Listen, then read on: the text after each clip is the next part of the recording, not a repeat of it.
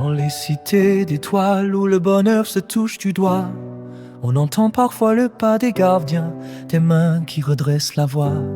Leur tâche n'est ni conquête ni désir de dominer, mais un souffle de réparation, un art pour maintenir l'équilibre léger. Ils veillent comme on soigne un jardin trop vaste, trop doux, car même le ciel parfait demande des remèdes et des boussoles, des coups.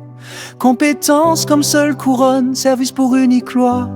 Aucun trésor de prestige, seulement le soin qu'on donne à la joie. Ici l'abondance chante sans riche ni sans pauvre. Chacun choisit l'atelier, la pose, la route ou l'œuvre. Liberté rime avec don, avec mesure et plaisir partagé. Et le pouvoir social se dissout, ne laissant que talent s'engager. Mais sur la terre le cœur tremble, les failles sont des cris. L'imperfection forge des villes où la misère écrit ses nuits. Il faut des règles de fer, des systèmes qui tiennent la course. Pouvoir financier, pouvoir politique, outils pour régler la brousse. Né alors une hyperclasse, main pleine de d'or et de dessins. Maître du monde par pouvoir continuant, capable de changer demain. Ils plantent des puits, financent des écoles, poussent des révoltes ou des lois. Leur vision construit des ponts, mais parfois brise des voies. Trois contraintes murmurent dans l'âme de celui qui tient les clés. Et acquérir, préserver, parfois sacrifier pour garder son levier. L'ivresse du pouvoir transforme visage en simple malléable. La bonté peut vaciller sous l'attrait de l'instinct impitoyable. La troisième voie, plus douce, apportant le regard pragmatique, montre que la solution juste n'est pas toujours la plus romantique. On lutte avec des compromis, on avance malgré les colères. Et l'honneur du monde demande des nerfs et des nerfs de fer. Si tu veux comprendre, écoute le chant sans juger la main. Les maîtres n'arrachent pas toujours, ils réparent, parfois font le chemin. Et souviens-toi que,